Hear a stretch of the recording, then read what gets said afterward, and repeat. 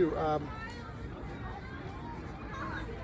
I'm not used to talking outside, and I trust my voice is not too weak, strong enough, I hope. It's a great time to talk about the Declaration, and I appreciate the Heritage Festival and the opportunity. And I'm a professor of political philosophy. I'm used to people, I almost say, getting paid or like forced to come listen to me, and then I get to make them pay attention by threatening a quiz or something. So if I lapse into the threats of what's on the test or something, you'll know where that's coming from. But so I've taught the history of political philosophies a long time, since my hair was brown and dark brown and curly. And I'm also, along with my friend Elizabeth here, who's actually wearing the shirt that I forgot to wear that says Fathom the Good. I'm also the co-creator of a high school curriculum grounded in the American founding and Western civilization. And today I'm going to talk about, I want to propose some ideas to you about the founding and Western civilization in relation to our Declaration of Independence. That seemed like a big task for a few minutes. So I don't know what interests you or what you know already, so I have to start with things that I think are important and see what you think of them. I will get to we will quote from the Declaration and look at some particular features of it, but I want to talk about the soul of the Declaration, and my proposition to you is that we're obliged to think about it more deeply because it's deeply contested. Its principles are contested, sometimes directly, but usually just by assumptions and implicitly. The foundations, you might say, the common sense upon which the country was founded and beautifully expressed by Thomas Jefferson with the help of the committee and the Congress in the Declaration of Independence. That common sense is no longer very common. It's much contested even when it is not explicitly contested. Can you hear me when I turn one way or another? Okay. So that the principles of equality and liberty announced in the Declaration that most people still assent to, most of us Americans, and still sound okay, their meaning, alas, has been subverted. Because I already committed a $10 word, undermined. And that's why we're here to celebrate, and I am altogether willing and eager to celebrate the Declaration, but it's hard to celebrate it now without thinking about it, getting to the bottom of it, and in a way removing some of the ideological obstacles to celebrating it. We hold these truths to be self-evident. They're starting in the second paragraph of the Declaration. Everybody knows what follows, right? This is a quiz. I have the text in front of me, so I'm cheating. You're cheating. But what do you think follows? What are these self-evident truths? That all men are created equal. All men are created equal, and without looking, You all have the right to life, liberty, and the pursuit of happiness. yet it leads to life, liberty, and the pursuit of happiness.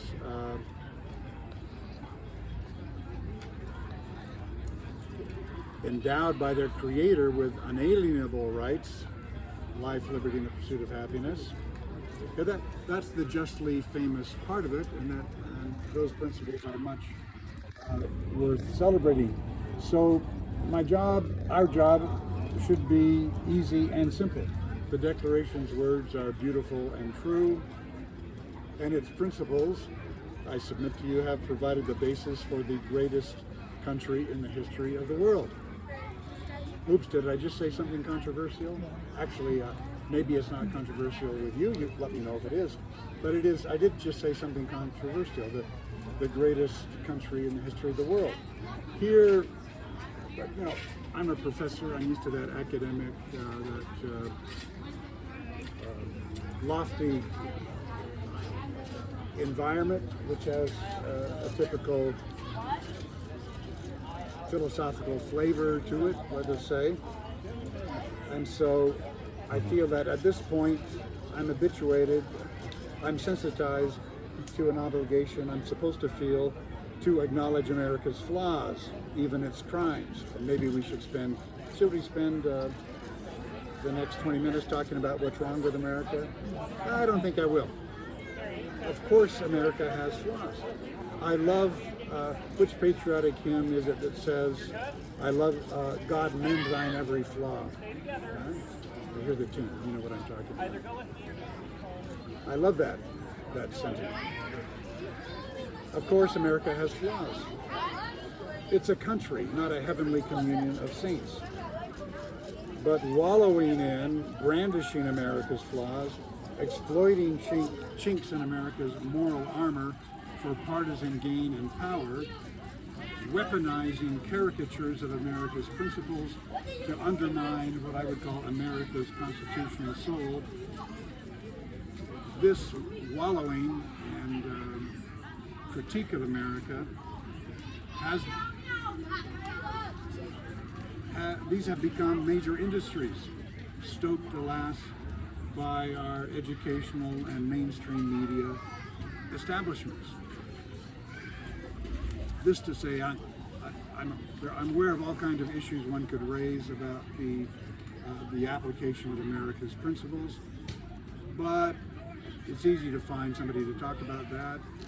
I prefer not to wallow in America's shortcomings, certainly not here as we celebrate America's independence. Nor am I inclined to abase myself before the priests of the new secular religion of victimhood. Does that mean anything to you when I say that? A secular, do you notice that there is such a thing, a secular religion of victimhood? So I apologize if my remarks, and I've only, just by getting started, may seem to you to exhibit a kind of an edge, even a partisan edge. That's not my intention, but alas, patriotism itself has become a partisan issue. Hopefully we don't notice that as much, certainly not in this park, maybe not so much in this community, but you don't have to go very far to notice that love of country, now I love my country, like stands out as an edgy political statement that has to be criticized and contested. To fly the stars and stripes risks rubbing neighbors the wrong way, even in this county. Perhaps inviting disdain from those who look down on simple love of country, simple patriotism of the heart, and espouse what they might call, my professor colleagues like to call it, critical patriotism, which just between you and me tends to be 9 parts criticism and 1 part judging, qualified acknowledgement of America's greatness and goodness. I think the main priority for us today is not the critical part of critical patriotism. It's like learning not to be intimidated by those who would shame patriots. If I live in another world than you, and so you're not sure why I would be concerned about this, I apologize, but bear with me, and hopefully the problems I'm evoking connect with you at some level. Of course, no anniversary of the Declaration has been celebrated under conditions of complete harmony, with no clouds on the national or international horizon. I was just down the road. Here's where I play the old man's card. Yeah, I get to be the oldest here. That's always nice. I was just down the road on a university campus. 50 years ago, when we were celebrating the bicentennial. Yeah, that doesn't seem so long ago to me. That's kind of shocking. And even then, in 1976, you probably know, the concord among American citizens was far from perfect. thinking of that summer, Julie and I were awaiting the birth of our first son, who was therefore turning 50 in September. There he is right there. And he was condemned because his last name was fated to be Hancock, and he was condemned to be born in 1976. What did his first name have to be? He's John Hancock. I give you John. Thank you, my trusty assistant, John. He's the one who helped me with the visual, sort of the outlines of some main things, just to reassure you I have a plan, and I probably won't go on forever to remind you of some main points. 50 years before the celebration just before John was born, who was president then? God knows, I'm cheating. Calvin Coolidge. This was a wise and eloquent man, by the way. History has not been kindest to him because the winners in the debate over the New Deal, the New Dealers and progressives, haven't paid him, given him a lot of credit. But President Coolidge delivered 100 years ago, perhaps the most powerful and wisest tribute ever to our founding document. About the Declaration, this is Coolidge now. I should learn his accent, Massachusetts. I'm old enough to be him, I guess, or older. About the Declaration, there is a finality that is exceedingly restful. It is often asserted that the world has made a great deal of progress since 1776. Yeah, it is often asserted. That we have had new thoughts and new experiences which have given us a great advance over the people of that day. But that we may therefore very well discard their conclusions for something more modern. But that reasoning cannot be applied to this great charter. Coolidge is having none of progress on the basics of the Declaration. If all men are created equal, that is final. If they are endowed with inalienable rights, that is final. If governments derive their just powers from the consent of the governed, that is final. No advance, no progress can be made beyond these propositions. If anyone wishes to deny their truth or their soundness, the only direction in which he can proceed is historically forward, not backward. That ain't progress, he's saying. These self-evident truths are still true. We should look for something more progressive or modern than the very truths of the Declaration. No other theory is adequate to explain or comprehend the Declaration of Independence. It is the product of the spiritual insight of the people, of the American people. It wasn't invented by Thomas Jefferson or John Adams. Jefferson himself, you know, maybe the quotation where he said he was just speaking the consensual mind of the American people. We live in an age of science and of abounding accumulation of material things. These did not create our Declaration. Our Declaration created them. The things of the Spirit come first. Well, I could go on. Coolidge, it's a fantastic speech, the most powerful, I won't be able to top it, celebration of the Declaration, I think, ever given. Many things that Abraham Lincoln said about the Declaration fit in this context as well. What do you think Coolidge meant by the spiritual insight of the American people as expressed in the Declaration of Independence? Amazon has failed to deliver my new watch. The first time they've been late in 1,000 deliveries to me. So who's looking at the time? 11:24. Already. Well, we started late because a certain soldier, was he Irish soldier or Scottish soldier, went overtime. But what do we mean by the spiritual insights? Any thoughts on that of the Declaration? Maybe not the easiest thing to pin down. You want me to say? I'm the one with the stool. I claim to be a professor. Okay. Well, you probably know, to start with, the Declaration is not purely secular, certainly not atheistic. There are 4 references to deity in the Declaration. three of them neatly align with the three functions and departments of government, legislative, executive, and judicial. It's kind of a cool formal feature of the Declaration.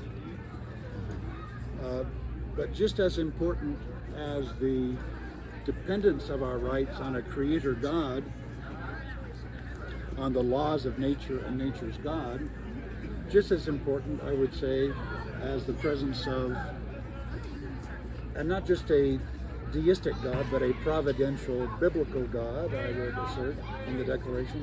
Just as important in the Declaration is our classical ideas rooted in the Western tradition, going back to the Greeks, ideas of virtue and honor. There's the appeal to sacred honor in the closing words of the Declaration. There's nothing more important in the Declaration, to my mind, than that. I'll come back to that, but first I have to notice, maybe more briefly than I had intended, that freedom and equality, the very meanings of these terms, have been debased by being severed from the grounding in God and in virtue. I reduce this to the simplest terms for brevity and clarity. Freedom and equality have been undermined and their meaning transformed and radicalized by this severing from God and from virtue. We have presumed, against Coolidge's advice, to go beyond, to progress beyond the self-evident truth of the Declaration. Freedom has been perverted into liberation from all moral and religious restraints, and equality has been debased into a passion for what some have now called equity, which amounts to a hatred of excellence, of virtue, and achievement. We're in a situation then, to paraphrase the Irish poet Yeats, where the best lack all conviction and the worst are full of passionate intensity. The undermining of freedom and equality under God have led to extremism. And you can see it on the left and right. Or you can see it in the fact that the left and the right are harder and harder to distinguish. I mean, like, actual communism and neo-Nazism are real things that move people and have electoral consequences these days. These extremists win elections. Meanwhile, patriotism is thought to be backward and insufficiently critical.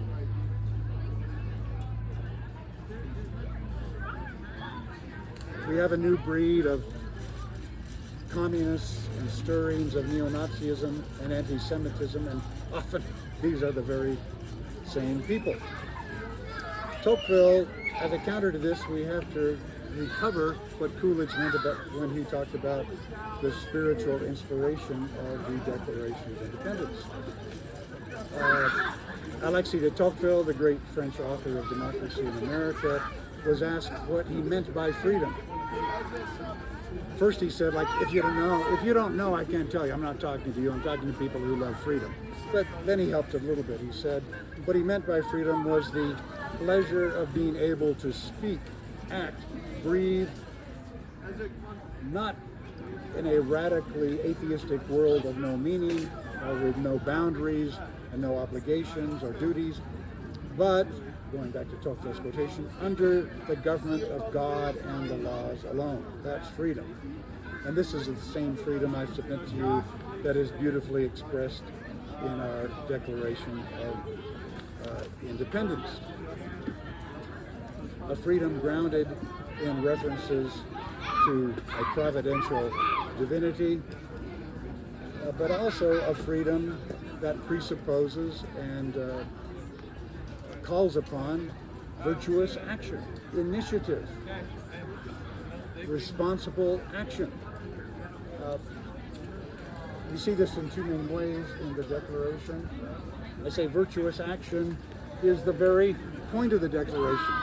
In that famous second paragraph, what is the practical conclusion of these principles? It is that we may need to make another government, or paraphrase, conducive to the pursuit of to the pursuit of happiness, or in other language, a government that secures the safety and happiness of the American people. But that presupposes an active, shared idea of what happiness is and a willing to stand up for it. But not a theocratic uniformity, but a shared common sense that life has meaning, we call it happiness, and that we can produce a government that will help people pursue that meaning.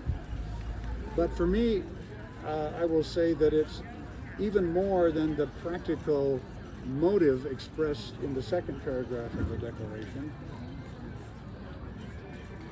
It's in the very last words that we see most clearly that virtue is presupposed and called forth by the Declaration, virtuous action. And for the support of this Declaration, I'm quoting now, with a firm reliance on the protection of divine providence. So free human action is not without and certainly not against divine providence. It's aided by it. It is under it, liberty under law. We mutually pledge to each other our lives, our fortunes, and our sacred honor. And this was serious business. If freedom and equality are worth sacrificing for and even dying for, then we need to renew. The wind has come up a bit, the breeze is nice. The sacred honor of the Declaration combines biblical holiness and divine authority with classical confidence in virtuous, honorable action. Without God and virtuous freedom and equality, without God and virtue, freedom and equality lose their savor. They turn to dust in our mouths. When freedom and equality reject God and virtue, they turn to groundless utopian idealism, like the French Revolution, like communism. Hollow, I will add to that, since I'm inviting controversy, I guess, hollow globalist humanitarianism and fanatical, willful self-assertion, transformative willfulness, and finally, in the end, to morbid self-hatred. And many have arrived at this point today. We hate the American founding, we hate Western civilization, we hate ourselves. Not we, too many people. Many now hate America and Western civilization because they hate themselves. They are running desperately to escape divine judgment and virtue's responsibilities. But the time is soon coming. It's upon us, I propose, when we or our children and grandchildren will be offered the dreadful and the wonderful opportunity to pledge to each other our lives, our fortunes, and our sacred honor, for the sake of our blessed freedom of speaking, acting, and breathing under the government and God and the laws alone. Thank you. That's what I want to say about the Declaration.